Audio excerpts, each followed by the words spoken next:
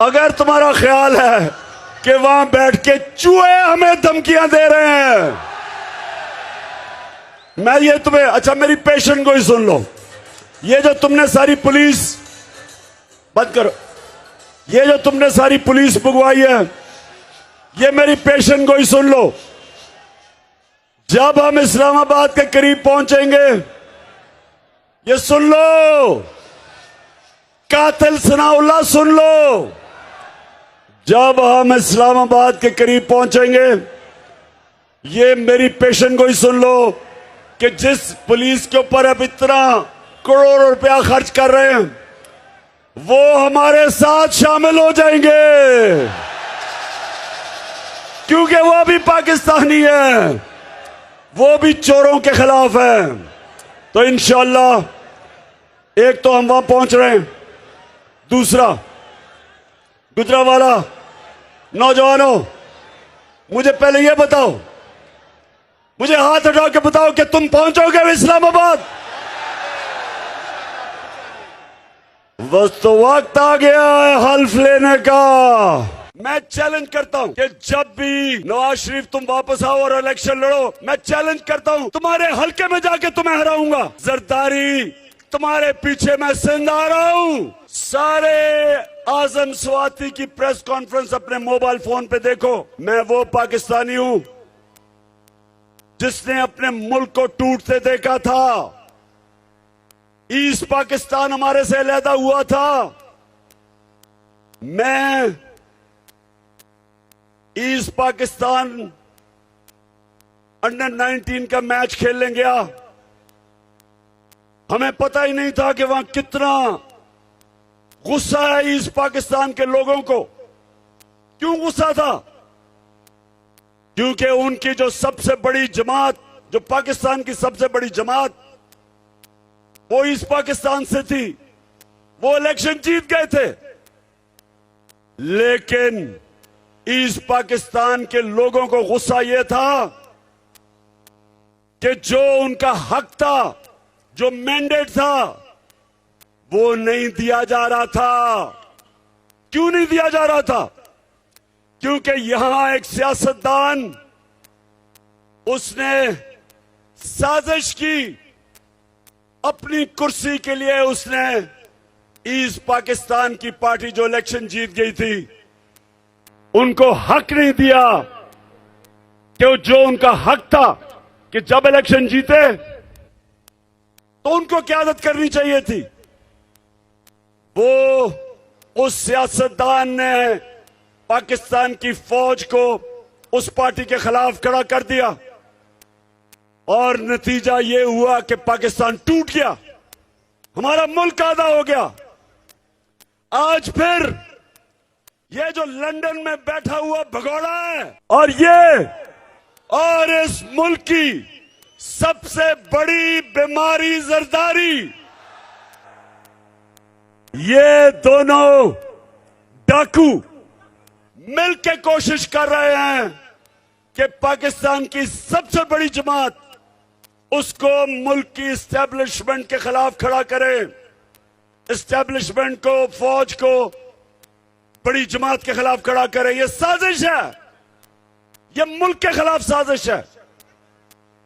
और सुन लो, हम इमरान खान की जीना मरना पाकिस्तान में है। इमरान खान ने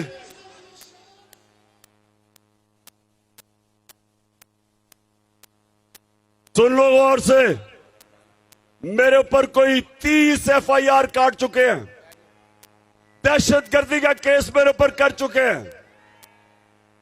मेरे ऊपर वो एक इनका शरीफ खानदान का घर का पालतू नौकर, चीफ इलेक्शन कमिश्नर, वो अलहदा मेरे पे केस कर रहा है। उसको तो खैर मैंने अदालत के अंदर लेके जाना है और 10 अरब का हर्जाना करूंगा इस बदनीयत आदमी के खिलाफ।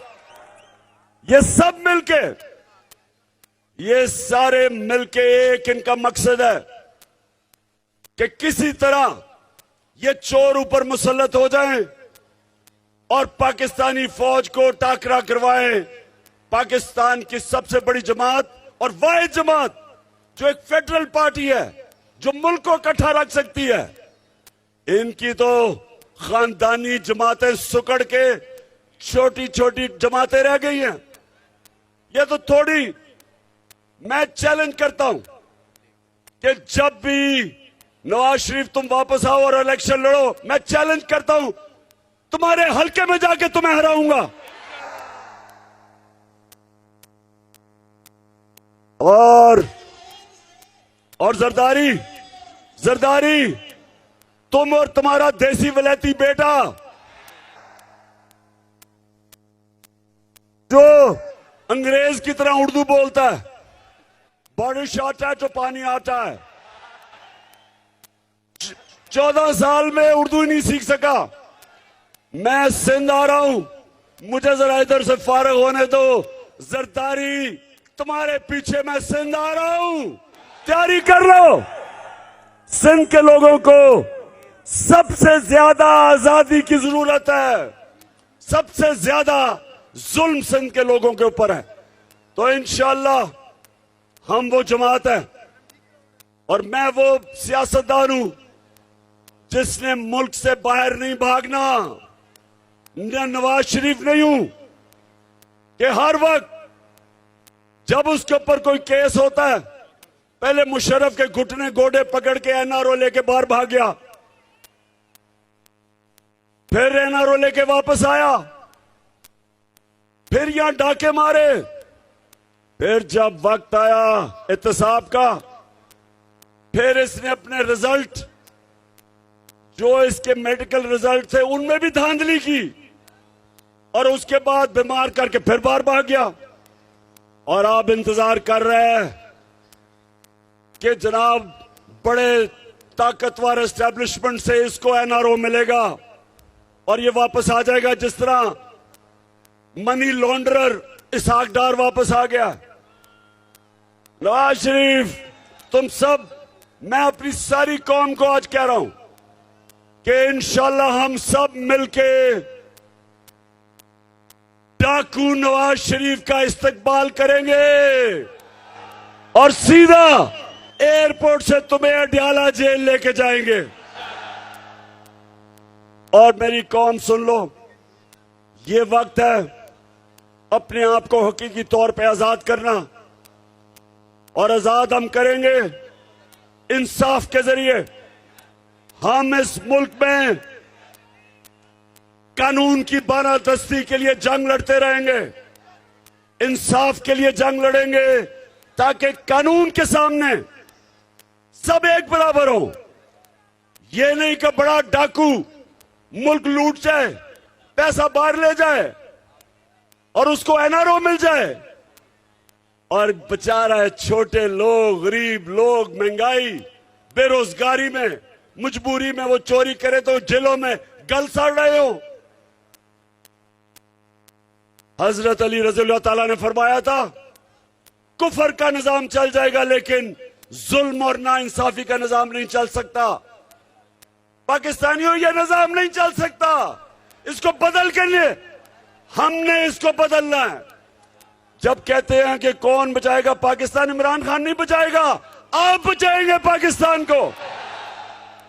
आप मेरे साथ मिलकर इस मुल्क को आजाद करेंगे और आजादी, सुन लो, नबी सल्लल्लाहु अलैहि वसल्लम ने मदीना की रियासत में इंसानों को आजाद किया था सबसे पहले अदल और इंसाफ कायम करके।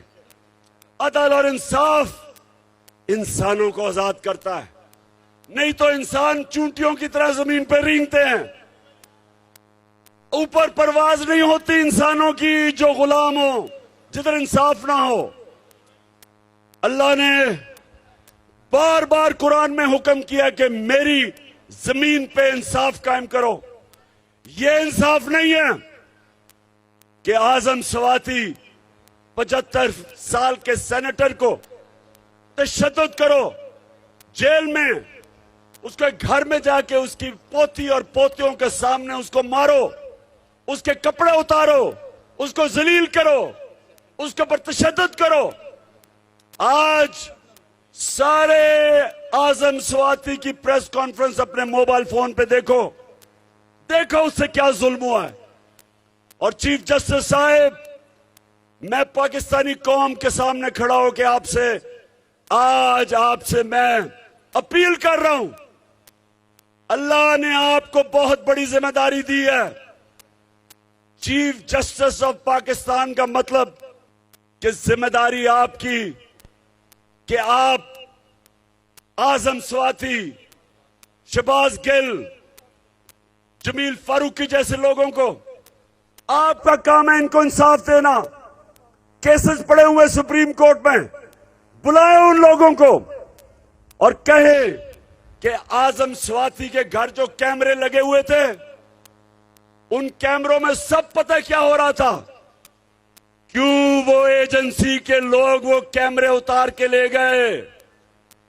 ऑर्डर दे उनको वापस लेके आए कैमरे, शक्लें पहचाने उन लोगों की। ये सरकारी नौकर नहीं, ये मुजरिम है जिन्होंने उनको मारा, घर में आके पोती और पोतियों के सामने उनको मारा, एक सेनेटर को मारा। और वो क्या कह रहा था, उसकी आजादी राय है, उसके पाकिस्तान का आईन इजाजत देता था। वो कोई मुल्क दुश्मन नहीं था, वो कोई गद्दार नहीं था, वो कोई दहशतगर्द नहीं था।